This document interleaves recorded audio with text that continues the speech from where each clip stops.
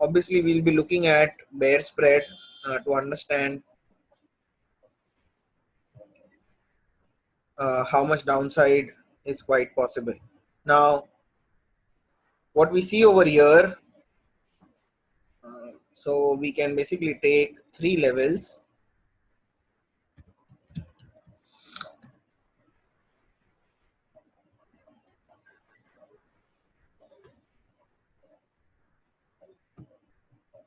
Obviously, when markets are so much down, going and making a bear spread does not make sense. But let's start tracking the bear spread. Okay, so we are taking, let's say, 24,500 put.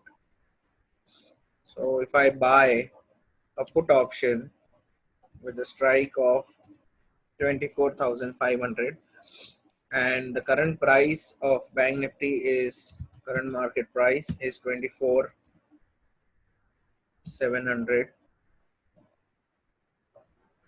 I think it's 700 around, yeah, 700, 775. So 24,800 is what we can write. Let's say 24,800. So 300 points down, we are buying a put option.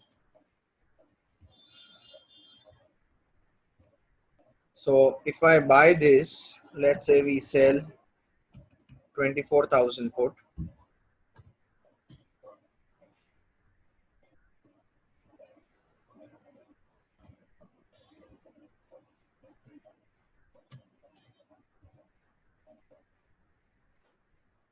Here.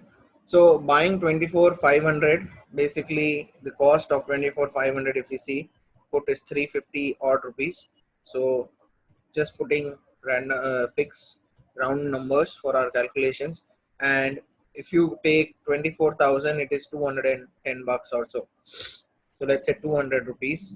So the cost of the spread is basically coming out to be 150 bucks. Right, so 150 rupees is the cost, so you cannot lose more than 150. Now your max upside is the difference between the two strike price K1 and K2, which is 24,500 and 24,000, which is 500. So the risk reward seems good, 1:3, but try to understand this 500 you can only get at the time of expiry, right? And there is lots of time left for the expiry. Now, we want to reduce the cost further. Rather than paying 150, we can go for bear ratio spread.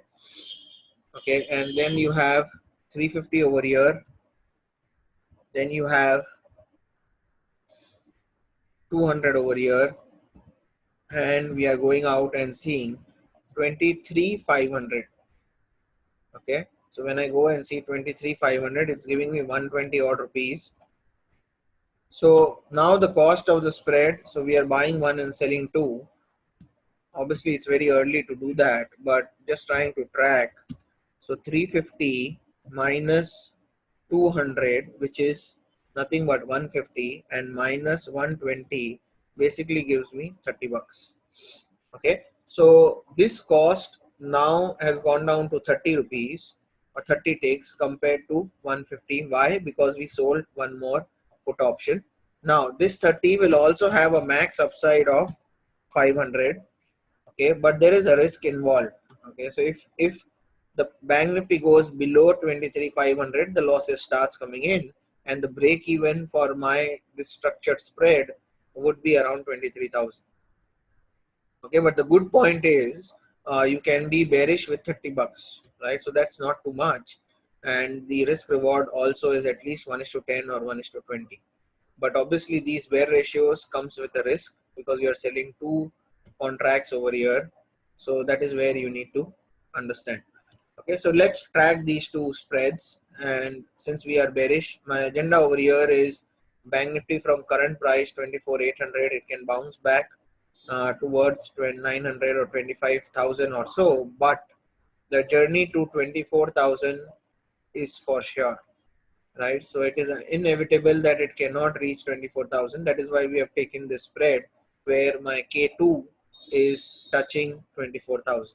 So if you see two strikes that we have selected, K1 and K2, where K2 is touching 24,000. Even in the case of bear ratio, the case remains the same,